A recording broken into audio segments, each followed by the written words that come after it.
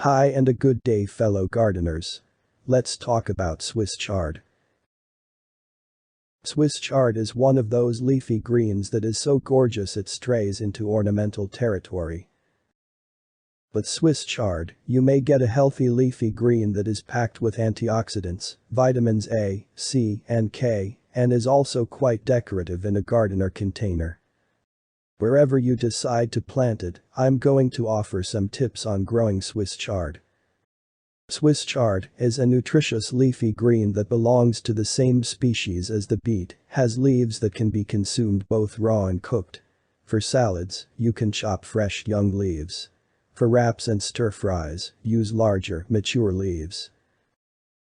I enjoy sautéing Swiss chard in a little olive oil and garlic, or I'll flavor it with sesame oil, depending on which recipe I'm preparing.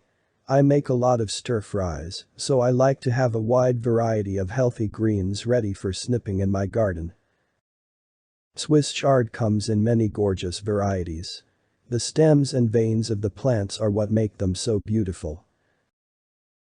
Rainbow Swiss chard is a variety I prefer to grow, since its leaves are different colors of red, orange, purple, yellow, and white. Very colorful, tasty, and tender. A wonderful edible decorative. An heirloom from Australia. Tolerates light cold and produces well all season. Let's look at how to get our garden ready for growing Swiss chard. Before planting Swiss chard seeds, pick a location in the garden that receives full sun and has fertile, rich soil that drains well. A little partial shadow is acceptable throughout the day.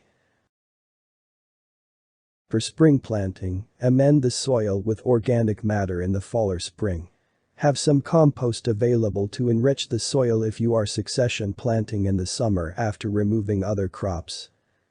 At the end of the growing season, I'll add a few inches of manure and some fall leaves to my raised beds to get them ready for planting in the spring. You can direct sow Swiss chard seeds in the garden or a container about 3 weeks before your last frost date in the spring. To hasten germination, you can soak your seeds for about 24 hours prior to sowing. Sow seeds about a half an inch deep, 1 centimeter, and about 4 to 6 inches, 10 to 15 centimeters, apart. Keep in mind that Swiss chard plants can get quite big, so leave space between rows, about 18 inches or 46 centimeters. If you are using square foot gardening, like I do, plant 4 per square. Each seed is actually a cluster of a few seeds. When seedlings are about 2 inches, 5 centimeters tall, you can thin them if they are too close together. I started my seedlings indoors and moved them outside about 4 weeks before my final frost date. Before planting, make sure to harden off your seedlings. The late summer is a good time to plant Swiss chard if you're succession planting. Count forward by about 40 days until your first frost date in the fall. Swiss chard is a crop that can be planted in the cool spring months, so it also grows well in the fall.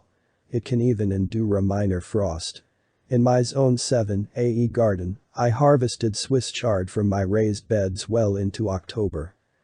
Swiss chard can withstand the summer's high temperatures, while other greens, such bok choy, spinach, and lettuces, bolt in the heat.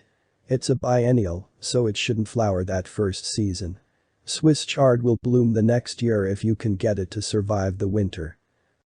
While your soil should be well draining, the plants appreciate consistent moisture.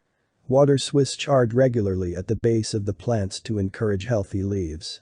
Use an organic mulch, like wood chips, to keep weeds down and to conserve soil moisture. I don't usually fertilize my plants, however during the summer you can use organic liquid fertilizer once or twice. Unlike other vegetables, Swiss chard leaves don't often have pest problems. In my opinion, flea beetles have caused the most harm to my plants. Additional issues include aphids. Adding row cover at planting time can help reduce it. You can start harvesting Swiss chard when it begins to produce several leaves. Information like the size of fully developed leaves and the maturity date are listed on your seed packaging. The guarantee you'll have access to fresh charred leaves on a constant basis. Harvest using the cut and come again technique rather than chopping the entire plant down. When you harvest, you want to make sure you're taking the outer leaves, since new growth emerges from the plant center or crown. Remove the stalk close to the plant's base, approximately 1 inch or 2.5 centimeters from the soil line, using a pair of clean, sharp garden scissors. As the plant continues to develop new growth, inner leaves can sprout in this manner. Similar to many herbs, picking leaves will promote new growth. It's recommended to pick and use Swiss chard immediately away, rather than storing it. Despite its ability to withstand heat, the leaves can wilt quickly after being removed from the plant. As a result, Swiss chard doesn't actually ship well, making it less common at supermarkets and even farmers' markets. If you want to enjoy this healthy green, it's best to grow it yourself. And as I already said, my plants have lasted me well into the fall. As long as you can, keep harvesting. You might even be able to overwinter plants depending on where you live. For me, a hard frost will usually finish them off for the season. Thank you for watching. If you found this video useful or entertaining, please like, share, and subscribe so you won't miss future content.